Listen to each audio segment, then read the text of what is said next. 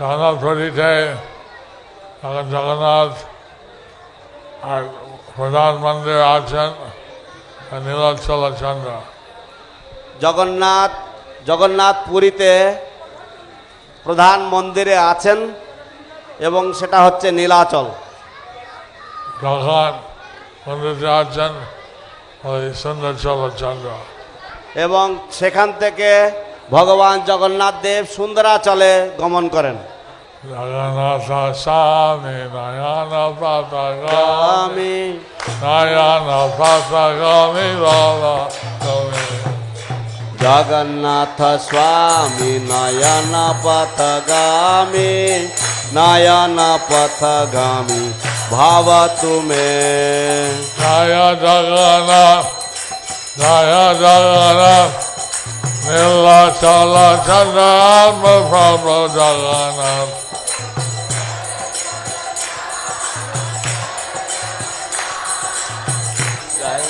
চন্দ্রমা প্রভু জগন্নাথ। জয় জগন্নাথ জয় জগন্নাথ সুন্দরচলচন্দ্র প্রভু জগন্নাথ।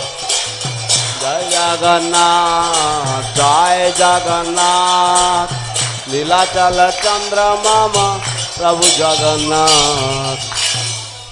এখন গুন্ডিচা হচ্ছেন সুন্দরচল। এখন গুন্ডিচা হচ্ছে সুন্দরাচল। যেহেতু সেখানে খুব সাথে এসে ব্রজবাসীর সাথে মিলন হয়, যেহেতু সেখানে খুব সুন্দর পরিবেশে ব্রজবাসীদের সাথে মিলন হয়। আমরা চৈতন্যদেব এই মনোভাব নিয়েছেন যে জগন্নাথ নিয়ে যাচ্ছে বৃন্দাবনে। তো আমরা জানি যে চৈতন্যদেব এই মনোভাব নিয়েছেন যে তিনি জগন্নাথকে তিনি বৃন্দাবনে নিয়ে যাচ্ছেন। এইভাবে রথযাত্রা উদযাপন হয়, জগন্নাথ আমরা নিয়ে যাচ্ছি বৃন্দাবনে। তো এইভাবে রথযাত্রা উদযাপন হয়, যেখানে জগন্নাথকে আমরা নিয়ে যাচ্ছি বৃন্দাবনে। এখন এটা বৃন্দাবনে আছেন, এটা হচ্ছে বৃন্দাবন। এইখানে বৃন্দাবন ধাম হয়ে গেছে। এইখানে এখন বৃন্দাবন ধাম হয়ে গেছে। হরি বল। তো ভালো লাগে বৃন্দাবনে থাকতে, ভালো লাগে। হরি বল। আপনাদের ভালো লাগে বৃন্দাবনে থাকতে? এখন রাধারানী কৃষ্ণ দর্শক দেখেছেন। এখন রাধারানী কৃষ্ণকে যখন দেখেছেন, রাধারানী একদিন নবদ্বীপ ধাম তৈরি করে তিনি বাঁশি বাজাচ্ছেন। রাধারানী একদিন নবদ্বীপ ধাম তৈরি করে তিনি বাঁশি বাজাচ্ছিলেন। কৃষ্ণ এই বাঁশি সুর শুনে ভাবছেন কে এত সুন্দর করে বাঁশি বাজাচ্ছেন।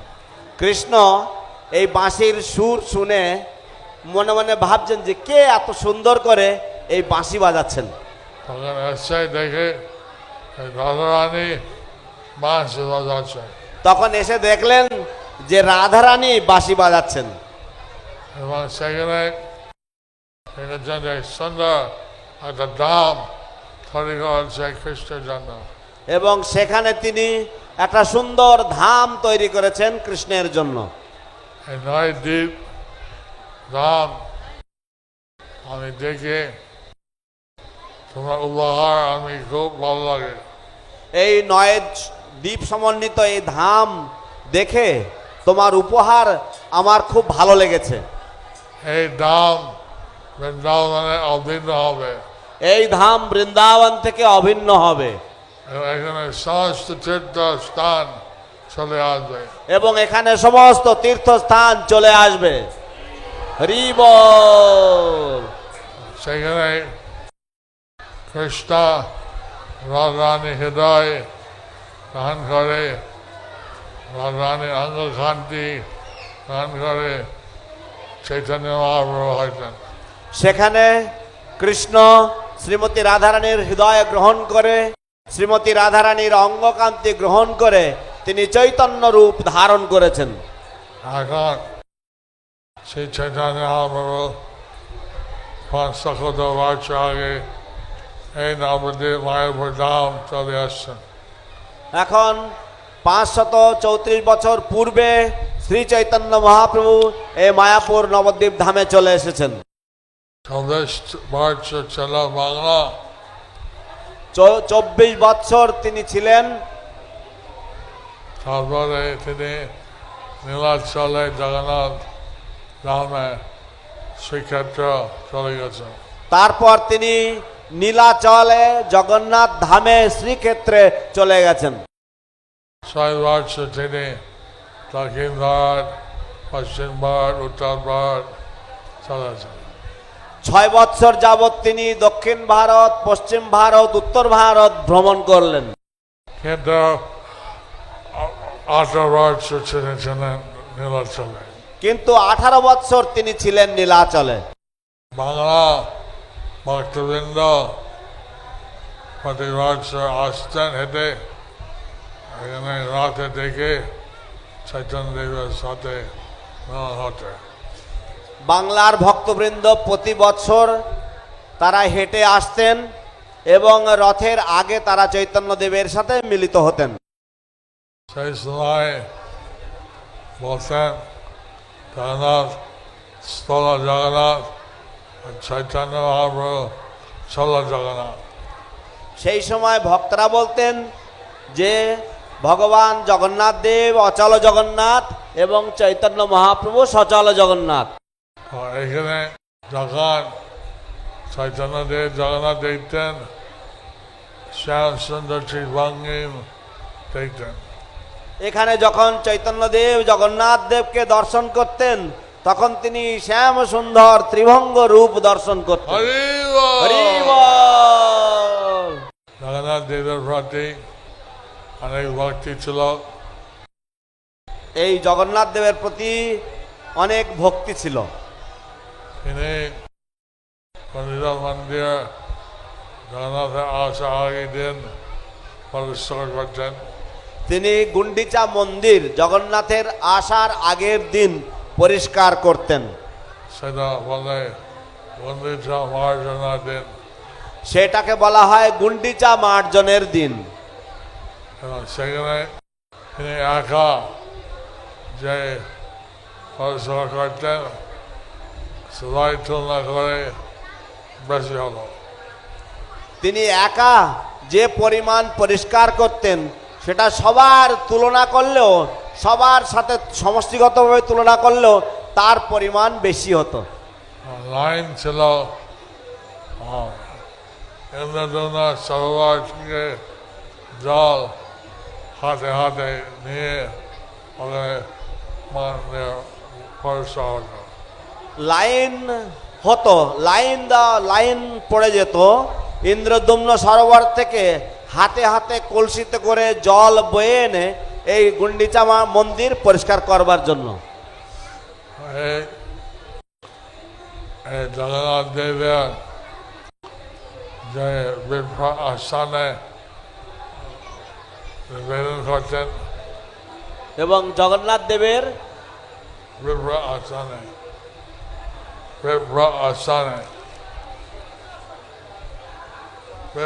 আসান, বিপ্র আসন, জায়গার নাম হচ্ছে বিপ্র আসান। সেখানে সমস্ত লোক আমরা রানী সবাই খবর করে কিছু নিবেদন করতেন। এবং সেখানে সমস্ত ভক্তরা সেই বিপ্র আসনে কিছু নিবেদন করতেন। তারপরে চৈতন্যদেব পাশে বাগান নিয়ে বিশ্রাম করতেন। এবং তারপর চৈতন্যদেব এই পাশের যে বাগান সেখানে গিয়ে কিছু বিশ্রাম করতেন। প্রচুর মহারাজ উনি চৈতন্যদেব বারবার দেখতে চেয়েছেন, চৈতন্য প্রতাপরুদ্র মহারাজ উনি চৈতন্যদেবের বারংবার দর্শন ভিক্ষা চেয়েছেন, কিন্তু চৈতন্যদেব বলছেন আমি বিষয়ক রাজার সাথে দেখা করবো না। কিন্তু চৈতন্যদেব বলেছেন আমি বিষয়ী রাজার সঙ্গে দেখা করব না। রামানন্দ রায় আর অন্যান্য সহকারী বলছেন রামানন্দ রায় এবং অন্যান্য সহকারীরা বলছেন তুমি সাধারণ বৈষ্ণব পোশাক পরে তুমি গিয়ে চৈতন্যদেব দেখা করো। তুমি সাধারণ বৈষ্ণবের পোশাক পরে গিয়ে তুমি চৈতন্যদেবের দর্শন করো। এখন সেখানে গিয়ে সবাই আন্দোলন নিয়েছেন যে আন্দোলন নিয়েছেন চৈতন্যদেবের পা মালিশ করার জন্য। এবং তখন তিনি সেখানে গিয়েছেন যেখানে আমবাগানে চৈতন্য মহাপ্রভু বিশ্রাম করছিলেন, সেখানে তিনি চৈতন্য মহাপ্রভুর পা মালিশ করছেন। তিনি সাদা ধুতি চাদা ঠেলা পরে একজন বলে কেউ চিনতে পারে না তিনি রাজা। এবং তিনি সাধারণ বেশ ধারণ করে, তিনি সাধারণ বিপ্রের বেশ ধারণ করে তিনি এসেছেন বলে কেউ চিনতে পারেননি যে তিনি রাজা। রাজা পোশাক পরে, কারণ রাজা অন্যরকম পোশাক পরে। আর সেখানে চৈতন্যদেবের চান পা মালিশ করে কবি গীতা পাঠ করেন। এবং সেখানে এসে তিনি চৈতন্যদেবের শ্রীচরণ তার পা খুব সুন্দর করে মালিশ করলেন এবং গোপী গীত তিনি পাঠ করলেন। মাঝখানে চৈতন্যদেব বসেছিলেন এবং চৈতন্যদেব সেখানে বসেছিলেন এবং রাজাকে আলিঙ্গন করেন বলে আমি তুমি চিনি না কিন্তু তুমি আমাকে অমৃত দান করেছ। তো চৈতন্যদেব তখন তাকে আলিঙ্গন করলেন এবং তিনি বললেন যে আমি তোমাকে চিনি না কিন্তু তুমি আমাকে অমৃত দান করেছো। আমি সন্ন্যাসী, আমার কিছু নাই, তোমাদের আলিঙ্গন করছি। আমি সন্ন্যাসী, আমার কিছু দেওয়ার মতো নেই তোমাকে, আমি তোমাকে শুধু আলিঙ্গন করছি। হরি বল। হরি বল। সেই থেকে প্রতাপরুদ্র মহারাজ গদ্যপতি তিনি কৃষ্ণ প্রেম প্রাপ্ত হইলেন। এবং সেই থেকে প্রতাপরুদ্র মহারাজ গজপতি তিনি কৃষ্ণ প্রেম লাভ করলেন। হরি বল। এই শ্রী 32 ক্রোশ গোল করে নবদ্বীপ ধাম হয়। এই 32 কোষ গোলাকৃতি হচ্ছে নবদ্বীপ ধাম। কিন্তু এই কলকাতা হচ্ছে ভূমি হচ্ছে না। কিন্তু এই কলকাতা হচ্ছে গৌরমণ্ডল ভূমির অন্তর্গত। নারায়ণ দাস ঠাকুর গাইছেন, নরোত্তম দাস ঠাকুর গেয়েছেন গৌরমণ্ডল ভূমি জীবাজনে চিন্তামণি তার হয় ব্রজভূমি বাস। গৌরমণ্ডল শ্রী গৌরমণ্ডল ভূমি যেবা জানে চিন্তামণি তার হয় ব্রজভূমে বাস। আমরা যদি এইভাবে বিভিন্ন আদি এইসব বাংলা, মেদিনীপুর, হাওড়া, দক্ষিণ 24 নবদ্বীপ অবধি, উত্তর বাংলা, মালদা অবধি এইসব হচ্ছে আবার বাংলাদেশে অধিকাংশ হচ্ছে কর্মভূমি। তো নবদ্বীপ, বর্ধমান, তারপরে মেদিনীপুর, 24 পরগনা, মালদা অবধি এদিকে আবার ওদিকে বাংলাদেশের অধিকাংশ সবটাই গৌড়মণ্ডল ভূমির অন্তর্গত। এখানে চৈতন্য দেবীরা রাষ্ট্র প্রসাদ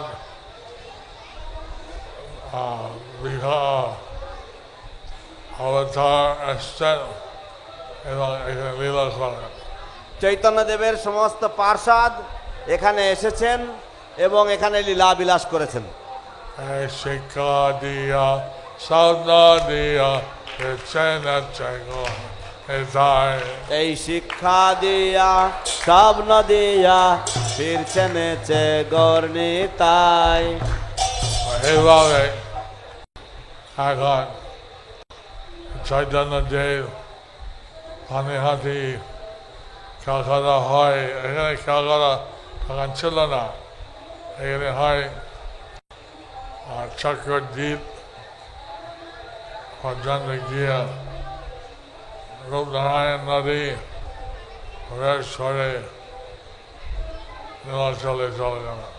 তো এইভাবে চৈতন্যদেব তিনি পানিহাটি হয়ে এইখানে কলকাতা হয়ে, তখন এখানে কলকাতা শহর ছিল না, কিন্তু তিনি এখান থেকে গিয়ে তিনি চক্রদ্বীপ এবং সেখান থেকে রূপনারায়ণ নদী পার হয়ে তিনি নীলাচলে চলে গেলেন। তোমাদের ভাগ্য এখানে কলকাতা চৈতন্য দেবের হরিদুল হলো। তাই এই কলকাতা এখানে চৈতন্য দেবের পদধূলি পড়েছে। হরিব হরিব। এখানে এখন প্রভুপাদ এই শ্রী ভক্তিবেদান্ত স্বামী প্রভুপাদ তিনি বালকালে রথযাত্রা করতেন। তো এখানে শিল অভয়চরণবৃন্দ ভক্তিবেদান্ত স্বামী প্রভুপাদ তিনি বাল্যকালে রথযাত্রা করতেন। তিনি বলছেন কলকাতা যাতে একটা সুন্দর বড় আকারে রথ হয়, উৎসব হয়, এটা উদযাপন করেন। তিনি বলেছেন যে এই কলকাতায় রথযাত্রা খুব সুন্দর করে যেন উদযাপন হয়, এটা তোমরা করো। নবদ্বীপ ধাম, নবদ্বীপ নয় দ্বীপ, নবদ্বীপ ধাম, নবদ্বীপ 9টা দ্বীপ। ভক্তি যোগা 9টা সাধনা আছে। ভক্তি যোগের 9টি সাধনা আছে।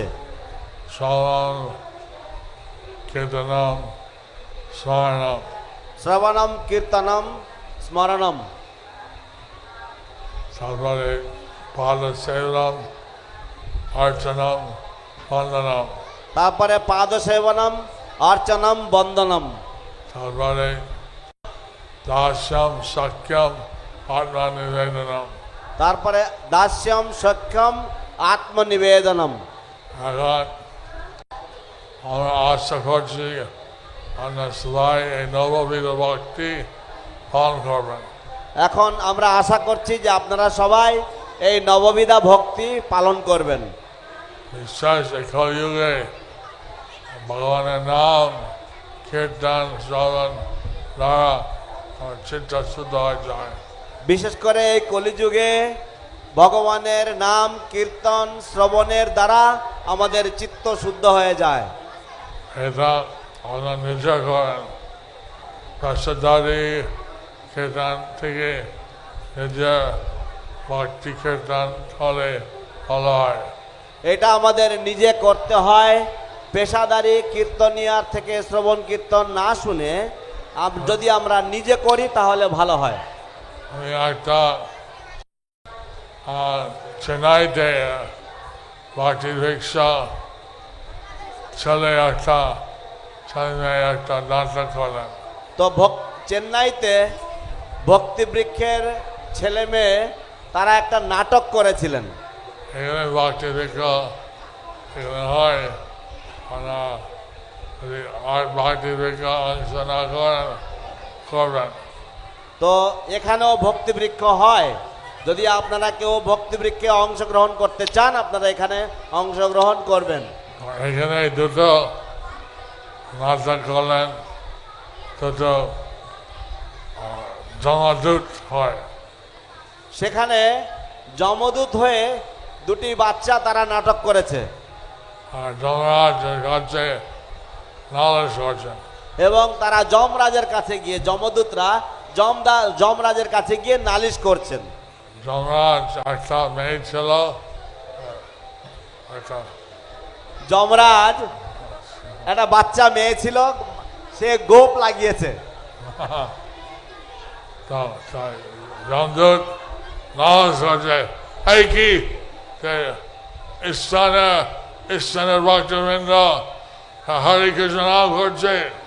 তো যমদূত সে গিয়ে নালিশ করছে, এ কি সব ইসকনের ভক্তবৃন্দ তারা সব এই হরে কৃষ্ণ নাম কীর্তন করছে, তার বাড়িতে ঠাকুর রাখে, তারা বাড়িতে ঠাকুর রাখে, ভোগ নিবেদন করে, তারা ভোগ নিবেদন করছে, গীতা ভাগবত পড়ে, গীতা ভাগবত পড়ে। এই করলে আমার নরকে নিয়ে যেতে পারবো না, এই করলে তো আমরা নরকে নিয়ে যেতে পারবো না, আমরা কাজে ছাড়া হয়ে যাবো, আমরা তো আমাদের চাকরি থেকে ছাড়া হয়ে যাব। আমরা চাই আমরা রামদূতকে ছুটি দেন। আমরা চাই যে আপনারা যমদূতদেরকে ছুটি দিন। হরি বল। আমরা কৃষ্ণ নাম করবেন, কৃষ্ণ সেবা করবেন, কৃষ্ণ পাঠ শুনবেন। আপনারা কৃষ্ণ নাম করবেন, কৃষ্ণ সেবা করবেন এবং কৃষ্ণের সম্বন্ধীয় পাঠ শুনবেন। আমি 3-4 দিন থাকবো। আমি এখানে 3-4 দিন থাকবো। আশা করছি আপনারা থাকবেন। আশা করছি আপনারাও থাকবেন। হরি বল।